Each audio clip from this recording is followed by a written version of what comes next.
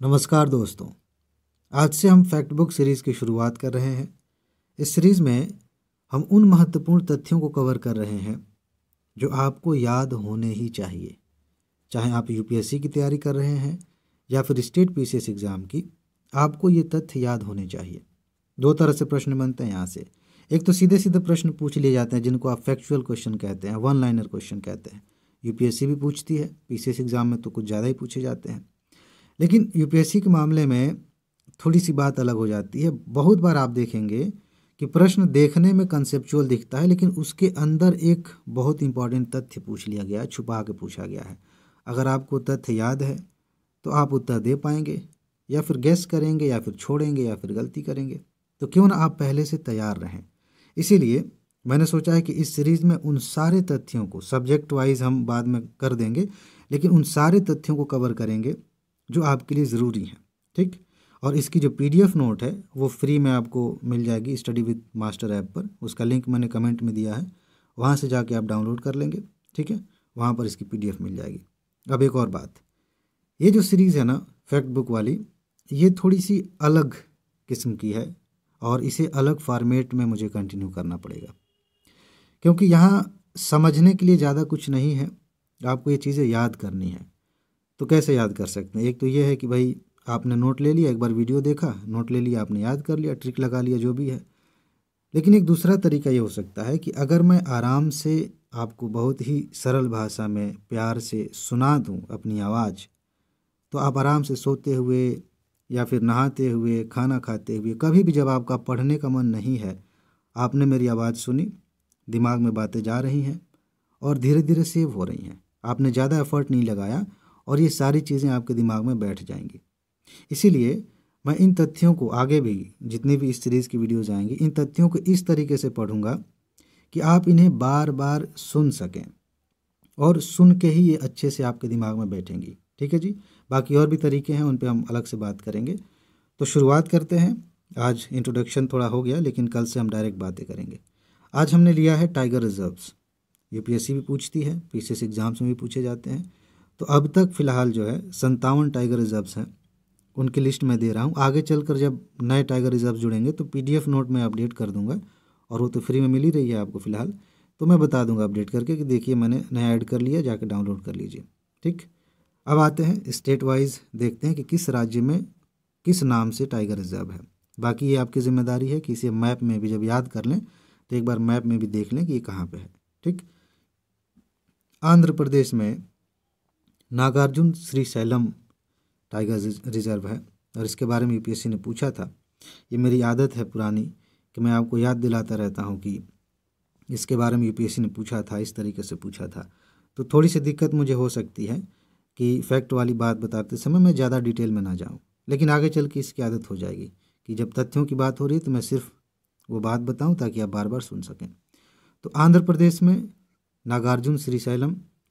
ठीक है। अरुणाचल प्रदेश में नामदफा टाइगर रिजर्व है, कामलांग टाइगर रिजर्व है, और पाक्के टाइगर रिजर्व है।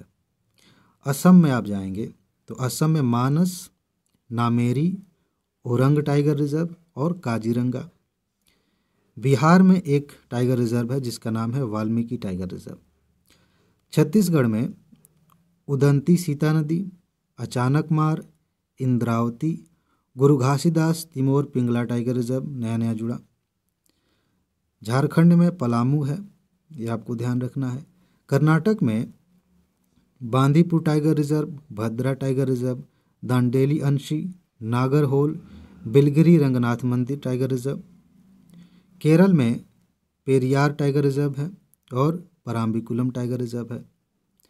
मध्य प्रदेश में कान्हा, पेंच, बांधवगढ़, पन्ना, सतपुड़ा, संदैधुबरी, वीरांगना दुर्गावती टाइगर रिजर्व और रातापानी टाइगर रिजर्व। मैं एक बार फिर से आपके लिए पढ़ रहा हूँ। मध्य प्रदेश में कान्हा, पेंच, बांधवगढ़, पन्ना, सतपुड़ा, संजयधुबरी, वीरांगना Durgavati tiger reserve, Ratapani tiger reserve. फिलहाल सबसे ज़्यादा टाइगर रिजर्व इस समय मध्य प्रदेश में है।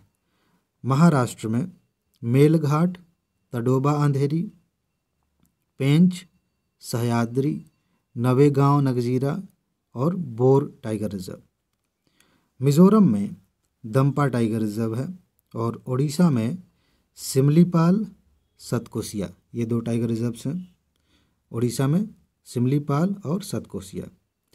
राजस्थान में रणथंभौर, सरिस्का, मुकुंदरा हिल्स, रामगढ़ विषधारी वन्यजीव अभ्यारण्य, ये वन्यजीव अभ्यारण्य भी है और टाइगर रिजर्व भी है। वीडियो के लास्ट में इसके बारे में बात करेंगे। धौलपुर करौली टाइगर रिजर्व नया नया जुड़ा। तमिलनाडु में कलक्कड़ मुंडनथुराई, अन्नामलाई, मुदुमलाई, सत्यमंगलम, सिरिविल्लुपुथुर, मेघामलाई। इसको मैं फिर से पढ़ रहा हूँ। तमिलनाडु में कलाक्कड़ मुंडनथुरई, अन्नामलाई, मुदुमलाई, सत्यमंगलम और सिरिविल्लीपुथुर, मेघामलाई। ठीक। तेलंगाना में है कवल टाइगर रिजर्व और अमराबाद, कवल अमराबाद। उत्तर प्रदेश में दुधवा, पीलीभीत और अमानगढ़, ये कार्बेट टाइगर रिजर्व का बफर है। ठीक है, उसी से जुड़ा हुआ। इसके बाद से उत्तराखंड में Corbett tiger reserve, Rajaji tiger reserve. Paschim Bangal में सुंदरबन और बक्सा, कहीं कहीं बुक्सा भी लिखा रहता है, बक्सा।